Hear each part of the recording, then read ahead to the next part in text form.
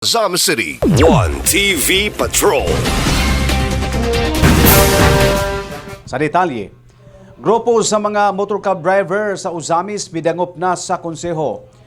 Pasiuna pa lang ang grupo sa mga motorcab driver nga nag-aali sa Pure Gold Uzamis ang mipadangat sa ilang sentimiento bunga sa grabing kamahal na sa presyo sa matag litro sa gasolina karon.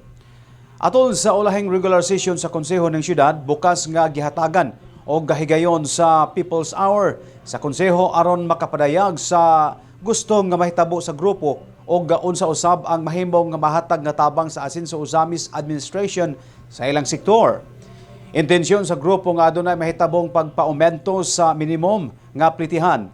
Apan dili usab makahatag og fix nga kantidad kon pila ang idugang gumikan kay dili usab maabtan og semana. Nagdugang ang presyo sa gigamit nga petrolyo sa motor, ang premium o regular gasoline. Nasayod ang grupo nga dili madali ang pagpaaumento sa plitihan gumikan kay moagi pa kini og makuting proseso. Apan kung aduna man gani alternatibong pamaagi niini ang kagamhanang lokal o ang nasyonal, ila kining ikalipay. Masuportahan lang ang dakong alkanse sa ilang matag-adlaw nga kita. Kami mga motorcab drivers, mapasalamaton sa imbitasyon nga naami diri sa City Council aron among mapadayag ang mga sentimento ug mga gibati karon sa mga motorcab driver diri sa atong syudad sa grabe sa pagsaka sa atong presyo sa gasolina. Ang una nini nga kabalaka sa mga driver mao ning mga sumunod, Madam Chair. Una, kabalaka kanusa maundang kaniyang pagsaka sa gasolina. Ikaduha, kabalaka kanusa sa masustain o mapadayon amo ang pag-drive kung halos wala na makita ang mga driver. Kabalaka kung ikatulo, kabalaka kung magpadayon kining krisis, posibleng dagan ang mga mawadan sa pag-drive o ma-displace o mundang sa pag-drive sanglit, dagan ang nag-abang o nag-boundary lang mga driver tungod sa taman sa gasolina ra, halos dili na gani maka-boundary. Ikaupat, kabalaka sa mga driver kay nabalita mas sa national TV sa mga TV network kanilagi nga DSWD nga AX assistant in crisis situation sa mga tricycle driver. Ang amo lang hangyo nga sa LGU nga kung naa magay ni mga masiguro unta nga mahatag sa mga driver diin mauntay beneficiary ani benepisyo sanglit mauman ang naigo sa krisis sa gasolina. Ang among pag-ampo nga makalatas kita uta sa o ma-overcome nato ni kining tanan karon o ini assistance nga gikan sa LGU much appreciated. Gikasubo usab sa konseho ang grabing pagtaas sa presyo sa produktong petrolyo o gailang nga sabtan ang kahimtang karon sa mga motorcab driver. Dili man masulbad og mahatag gilayon ang gustong mahitabo sa transport sector, labi na ang mga motorcab driver sa Uzamis. Apan gipasalig sa konseho nga ila kining atimanon sa gikatakdang makigtagbo ang konseho ni Mayor Sam Norman Gofuentes aron tukion ang maong problema.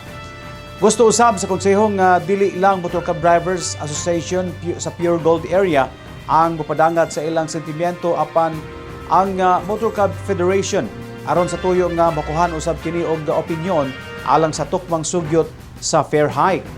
Dugang pa sa mga sakop sa konseho nga ang nasinating kamahal sa produktong petrolyo, dili lang ang transport sector ang apektado apan ang kinatibuk ang publiko. Sa ito abod sa lokal, ako nakita nga sa atong Northern Mindanao, usami sa pagpinagkataas na igamang itikala kay sa unang pag-inay usami sa taas ang ato silina kumpara sa neighboring municipalities and cities. Mas na ito sa Bukidnon, nakita lang mo itong mga simana, mga 101, 103, no? Sa tuwa, dako na kayo, taas na, no? Abot nag 108, 110. So, makabala ka kayo ni Officer, but this is a balancing act. Kaya, ang gusto na karoon ay nagtaas, wala mubos. Kaya adlaw, ang kataas, niya, wata masayod kung unsay mitabo ni, ahata mo ng taas. Sakto ang kablaka ni Sendin na nablaka siya nga taas sige kay wala pa klaro kung wala sa mahunong ang taas Atong nadungog, Madam Chair, ang hingalo problema sa atong motor cab drivers. Dili biya lalim ang ilang gibati, Madam Chair, tungod kay pila na kaadlaw ang nilabay. Diyon wa pa'y subsidigan sa atoa. Dayon wa pa'y balita kano sa mo subsides ang mga problema. So what needs to be done, Madam Chair, is siguro atong masabot-sabotan, dayon atong ipaabot ni Mayor para at least ma-address madlang ang ilang problema kay luoy po in town kayo. Uyon po ko sa gingon ni Honorable Sancho nga atong hangyoon ato ang halandong mayor nga ato na yung tutukan sad ang pagpa-increase sa ato ang plitihan tungod maski sa ako asad nabati pod nako nga lisod gyud pod kaayo sila sa ilahang pagpanginabuhi and makita na gyud pod nato ang traffic karon medyo na minus-minus and sa even sa market, Madam Chair, wala na kayo'y palit tungod wala naghinay gyud ang ilahang pagpanginabuhi karon. TV Patrol.